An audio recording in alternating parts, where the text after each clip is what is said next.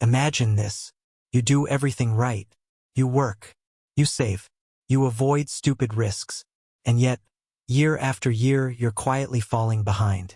Not because you're irresponsible. Not because you lack discipline. But because the rules of saving changed without ever asking you. That's inflation's most uncomfortable secret. It doesn't just make things more expensive. It rewires your behavior, punishes patience, and it slowly trains an entire society to stop saving at all. Tonight, we're going to unpack how inflation alters saving incentives. Not in theory, not in textbooks, but in real life, inside your bank account, your decisions, and your future. And once you see it, you can't unsee it. Let's start with something that feels obvious, but isn't. Saving used to be boring. And boring was the point. You earned money. You put some aside. Time did the rest. Your reward for waiting was certainty. But somewhere along the way, saving stopped feeling safe. Started feeling pointless. That shift didn't happen overnight. Crept in quietly. And right now, it matters more than most people realize. Because inflation isn't just an economic number. It's a behavioral force.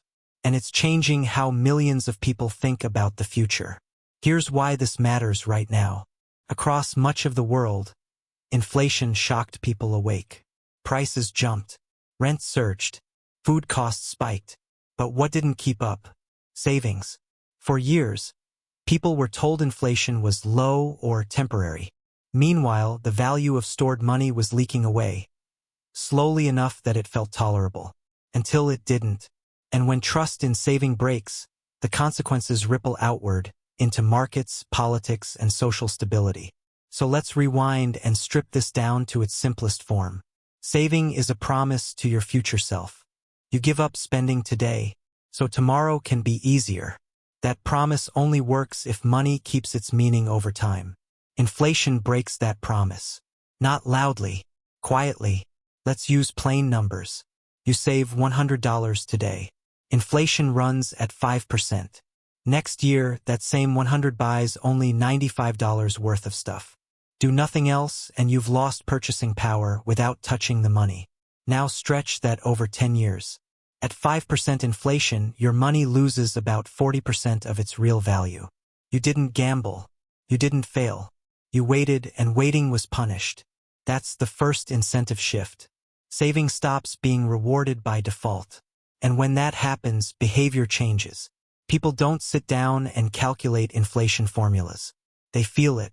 They notice their savings not doing much. They notice prices running ahead. They notice that waiting feels risky. So they adapt. Not rationally. Psychologically. They start asking a dangerous question. Why save money that gets weaker over time? This is where inflation begins to reshape incentives. In a low-inflation world, patience is rational. In a high-inflation world, speed becomes rational. Spending now feels smarter than saving for later. Not because people are reckless, but because math quietly encourages it. And that's where things get strange. Inflation doesn't force you to spend. It nudges you. It whispers, buy now. Delay costs you. Cash is melting. So people move. They buy goods earlier than planned. They lock in prices.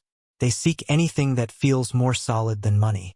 Assets, property, stocks, collectibles, even speculation. Not because they love risk, but because inflation makes caution feel like a loss. Here's the irony. The more people escape saving, the weaker saving becomes for everyone. Banks receive fewer stable deposits. Long-term funding dries up. Capital becomes impatient. And systems built on long-term planning begin to tilt toward short-term thinking. Inflation doesn't just change individual incentives. It reshapes the time horizon of an economy. Now let's talk about interest, because this is where the trap tightens. People hear, interest rates are high now. Sounds good for savers, right? Not so fast. What matters isn't interest. It's real interest. Interest minus inflation. If your savings account pays 4%, and inflation is 6%, you're losing 2% per year in real terms. But here's the psychological trick. You see interest being added. The number goes up. It feels like progress. even as purchasing power slips backward. This creates a dangerous illusion of safety. People think they're being responsible, while inflation quietly taxes their patience. And this isn't accidental. Inflation-friendly systems prefer movement over waiting.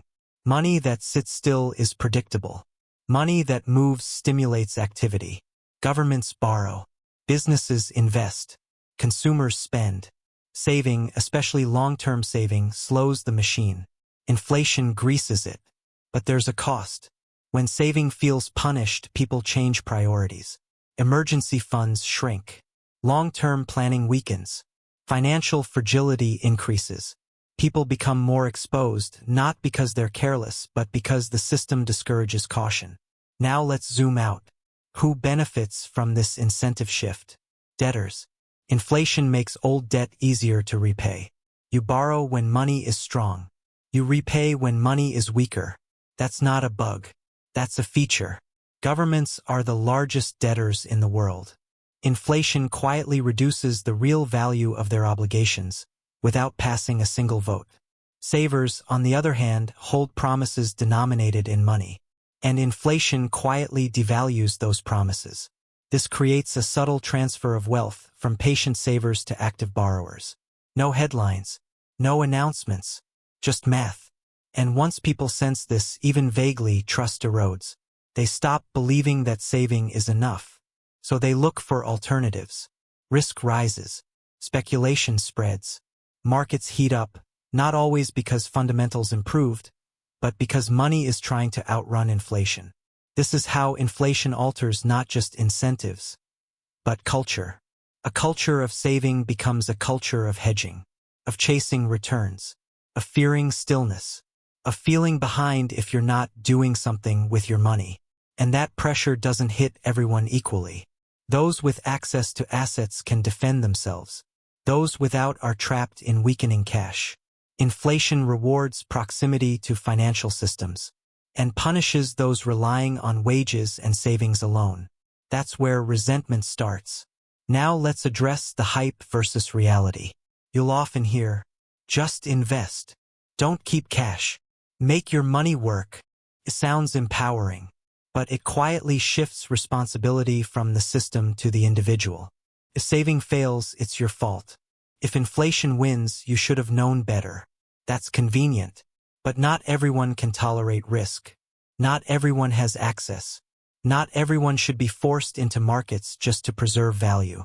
A healthy system allows saving to be boring again. Inflation breaks that. And when saving stops being safe, people don't just change portfolios, they change psychology. They feel rushed.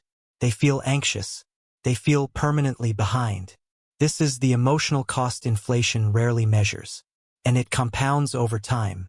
Now zoom even further out. What happens when an entire society stops believing in waiting?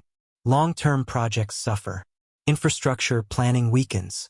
Trust in institutions erodes. Because trust requires time. Inflation compresses time. Everything becomes now. Spend now. Invest now. Fix later. That's not sustainable. And here's the uncomfortable truth. Once saving incentives are broken, they're very hard to restore. Even when inflation falls, memory remains. People remember losing ground. They remember being told, it's temporary. And they don't fully trust again. Which brings us to the final question. If inflation quietly trains people not to save, and saving is essential for stability, what happens when the future itself feels too expensive to wait for? That's not a prediction. It's an open problem. And it's one we're all already living inside.